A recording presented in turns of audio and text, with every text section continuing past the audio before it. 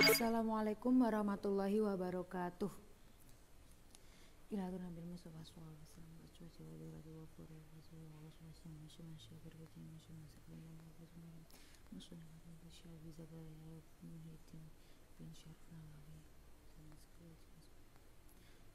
Al-Fatihah.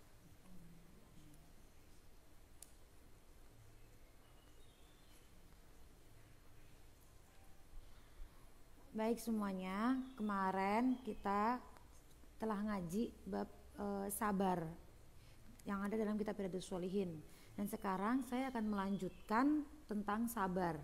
Masih ingatkan kemarin sabar itu bagaimana, apa? Saya ungkap sedikit, saya ulangi sedikit yang kemarin. Intinya sabar itu adalah ketika kamu itu mampu untuk membalas, mampu untuk meluapkan, tapi kamu lebih memilih untuk menahan. Itu sabar. Nah, sekarang saya lanjutkan dari hadis yang ada di Riyadhus Shalihin. Wa an Ibnu Mas'ud radhiyallahu anhu qala dakhaltu 'ala Nabi sallallahu alaihi wasallam wa huwa yu'aku faqultu ya Rasulullah innaka tu'aku wa'an syadidan. Dari Ibnu Mas'ud radhiyallahu anhu, ia berkata, aku masuk menemui Nabi sallallahu alaihi wasallam yang sedang sakit demam. Maka aku berkata, ya Rasulullah, sesungguhnya Anda sakit demam yang parah. Nabi menjawab, Gala, ajal inni u'aku kama yu'aku rajulani minkum. Qultu, zalika anna laka ajraini? Gal, ajal, zalika kadzalika. Ma min muslimin yusibuhu adan syaukahu fama fawqaha illa kaffarallahu biha sayyi'atihi wa huttat anhu dhunubuhu kama tahuttu syajaratu waraqaha. Muttafaqun alaih. Nabi menjawab, benar, aku sakit demam seperti dua orang yang menderita demam di antara kalian. Aku berkata, hal itu disebabkan Anda mendapatkan dua pahala. Nabi SAW menjawab lagi, memang benar seperti itu. Tidaklah seorang muslim mengalami gangguan tercocok duri atau lebih dari itu, melainkan Allah menghapus dosa-dosanya dengan sebab itu. Dan dosa-dosanya dilepaskan darinya seperti pohon merontokkan daunnya. Di sini, hadis di sini Nabi itu menjelaskan waktu itu beliau itu sedang menderita sakit. Beliau sedang diserang sakit panas, dan panasnya ini luar biasa. Panasnya Nabi ini seperti panasnya dua orang yang sakit panas. Kebayangkan, mungkin bisa buat ngerebus telur. Nah itu dipegang sama sahabat, karena zaman dulu, zaman Nabi itu belum ada itu. Apa sih kalau sekarang zamannya, kalau corona tuh kalau masuk ke toko-toko, itu apa sih, termometer ya? Ya termometer, belum ada kayak gitu, jadi pakai tangan. Ternyata panas banget, sama sahabat tanyain, ya Rasulullah, sungguh engkau ini panas sekali, panasnya itu seperti dua orang yang panas. Nabi menjawab, ya saya sedang sakit seperti kalian, dua dari kalian itu sakit.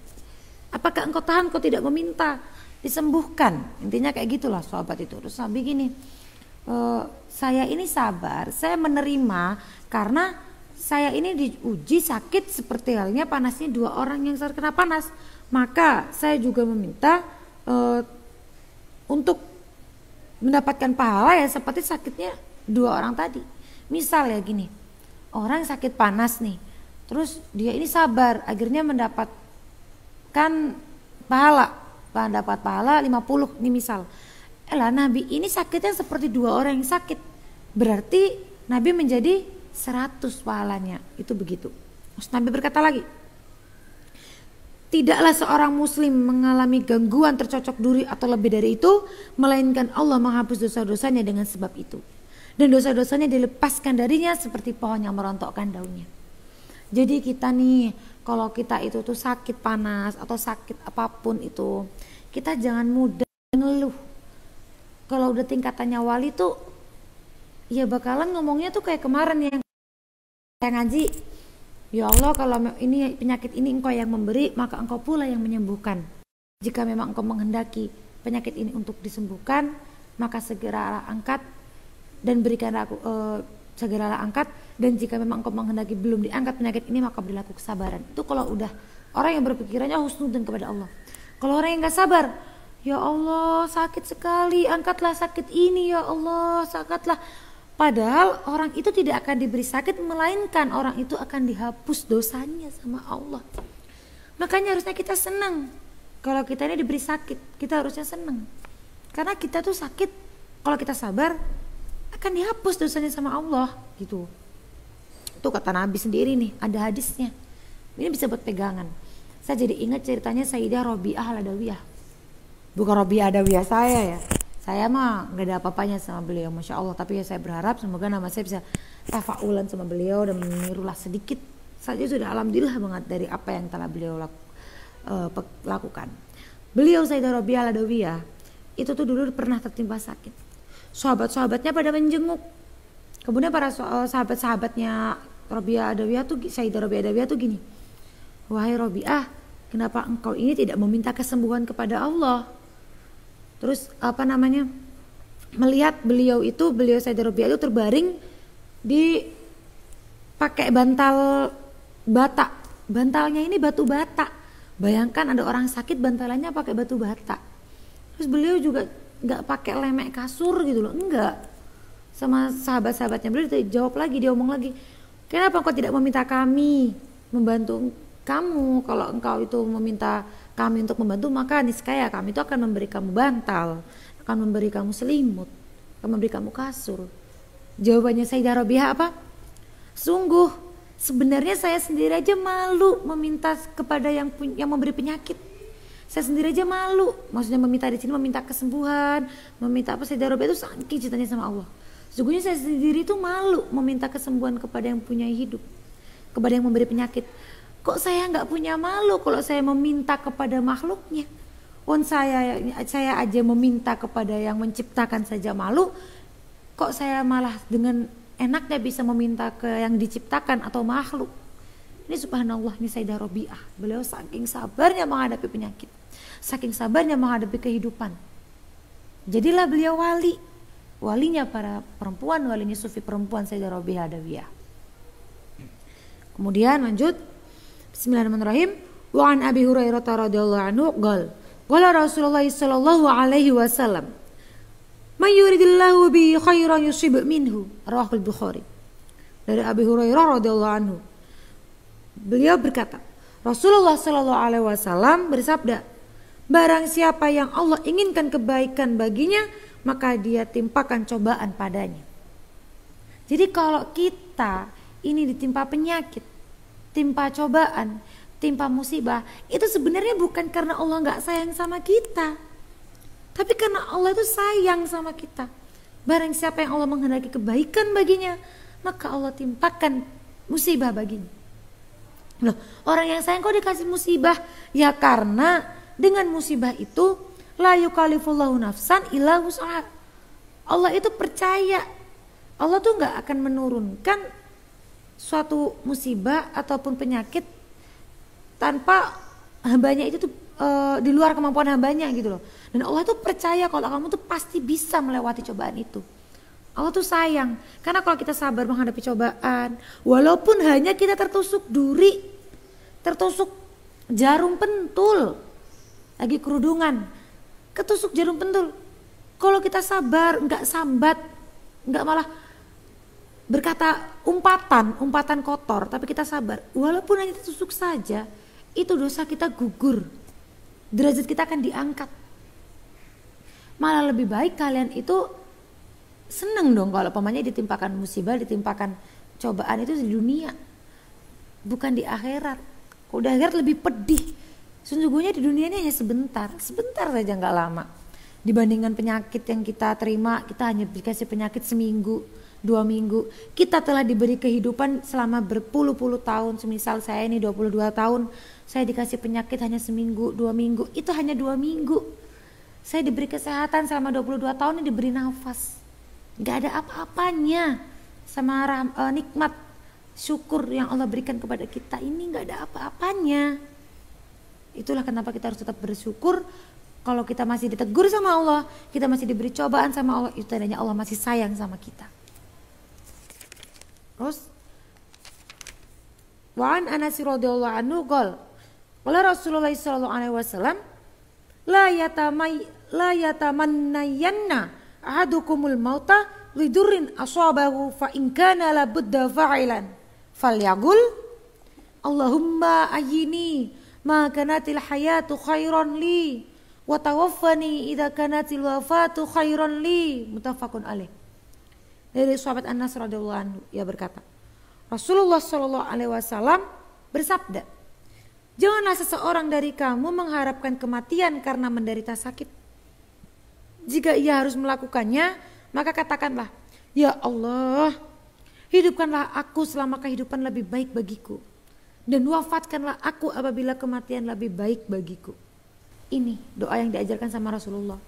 Kalau kita misal ditimpa penyakit yang sekiranya tubuh kita tuh menurut kita tuh gak kuat, jangan pernah kita berdoa, ya Allah udah matiin aja deh saya, ya Allah gak kuat, ya Allah udah deh, ya Allah mendingan saya mati aja deh, mendingan nih nyawa saya dicabut aja deh, ya Allah gak kuat, udah sakit. Jangan pernah berkata demikian, melainkan berdoalah, ya Allah jika kehidupan ini lebih baik bagiku, maka berikanlah aku kehidupan, maka hidupkanlah aku, maksudnya berikanlah kesembuhan. Dan jika mati memang lebih baik bagiku, maka wafatkanlah aku. Kenapa kok mati lebih baik?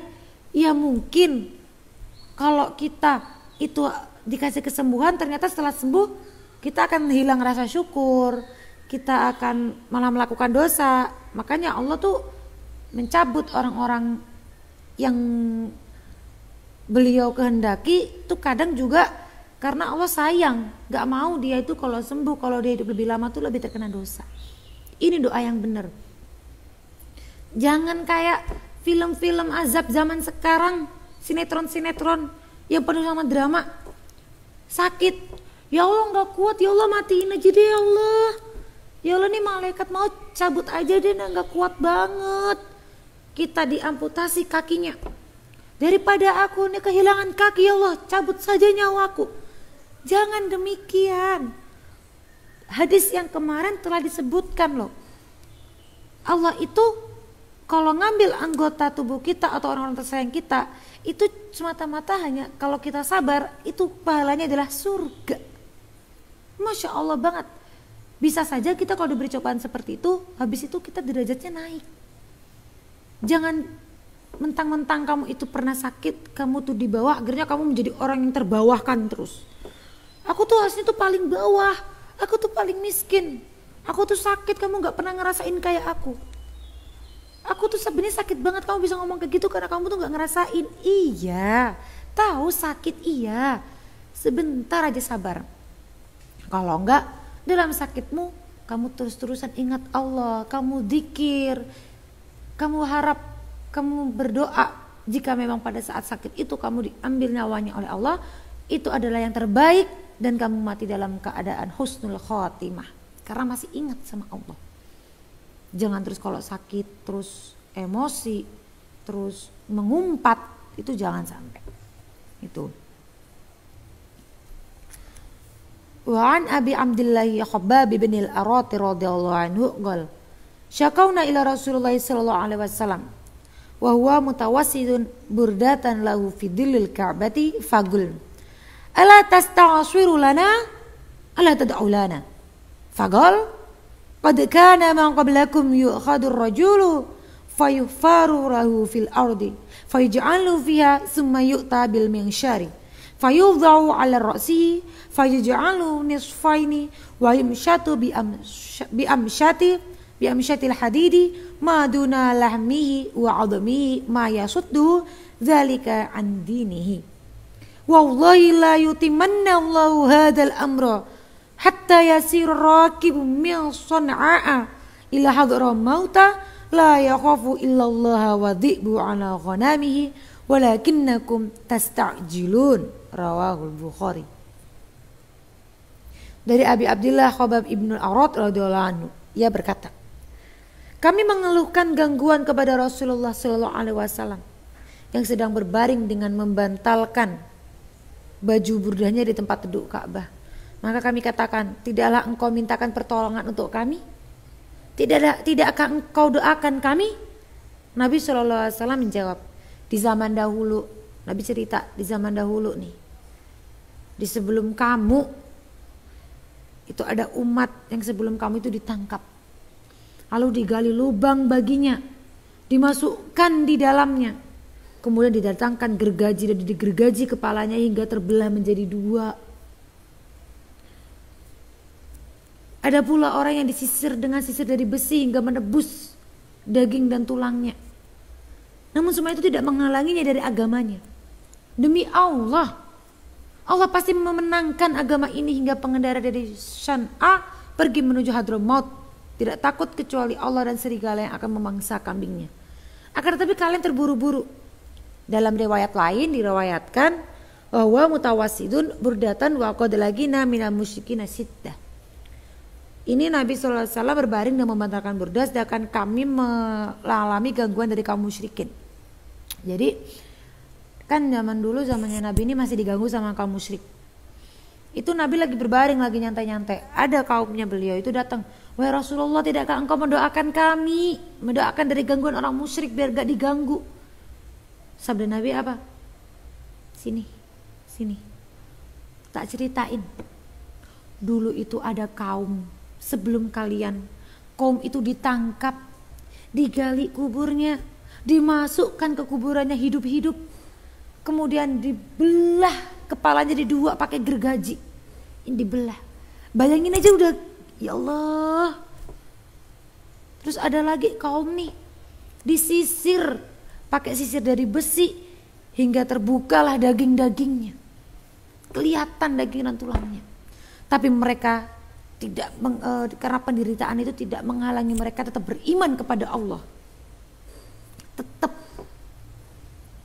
Kemudian Nabi itu gini, cobalah kalian jangan terburu-buru. Maksud dari terburu-buru di sini tuh gini loh.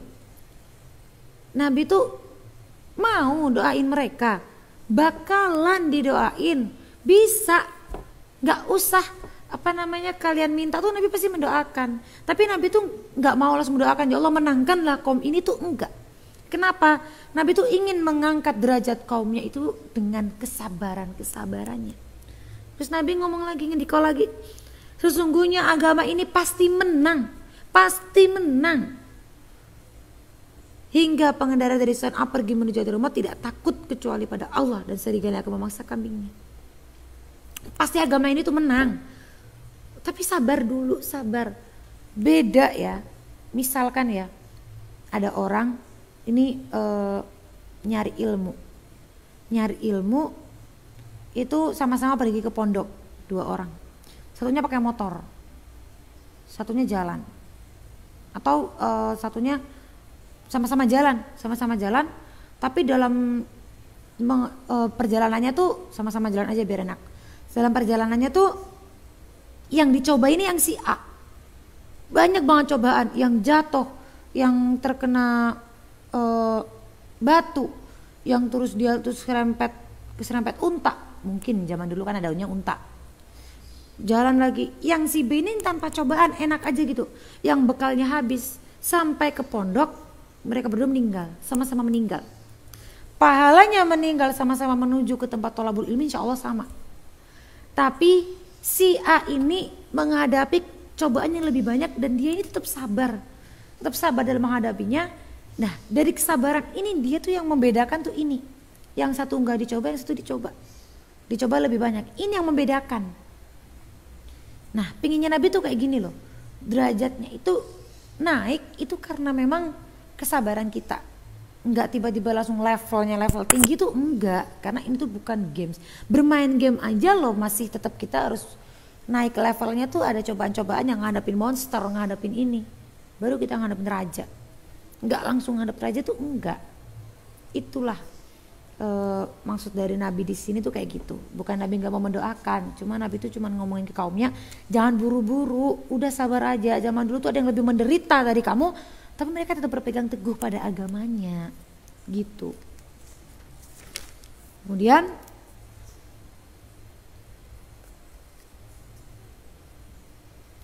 wa an Anas radhiyallahu anhu qala Rasulullah sallallahu alaihi wasallam idza aradallahu bi 'abdihi al-khaira ajjala lahu al-uqubata fid dunya wa idza aradallahu bi 'abdihi syarra amsaka anhu bi dambihi hatta yuwafiya bi yaumal qiyamah.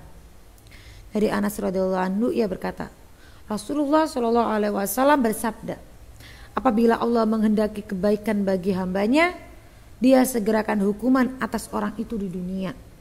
Dan apabila Allah menghendaki kejelekan atas hambanya, dia tangguhkan hukuman atas dosanya hingga dia menghukumnya atas dosa itu pada hari kiamat.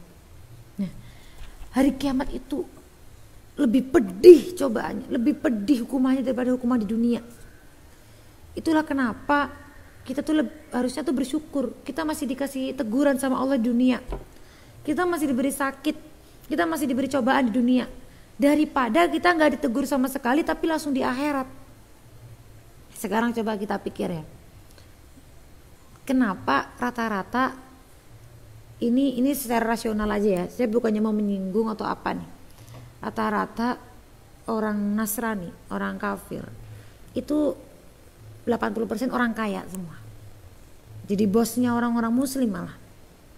Padahal harusnya itu orang muslim yang lebih berjaya. Karena emang yang punya agama yang paling benar ini adalah Islam. Dan yang punya agama ini adalah Nabi. Itu kenapa? Karena bukan terus Allah tuh lebih sayang kepada mereka orang Nasrani, itu enggak. Allah itu kan sama-sama semuanya dikasih rizki, semua dikasih rizkinya, semua dikasih kenikmatan. Akan tetapi cobaannya orang Islam itu lebih banyak dijatuhkan di dunia. Biar apa? Besok di akhirat itu enggak terlalu pedih. Sedangkan orang-orang yang sudah terlalu menikmati dunia itu belum dicoba di dunia, maka akan dicoba di akhirat dan itu lebih pedih. Makanya kalau kalian itu dapat teguran dari Allah nih, misal kalian nih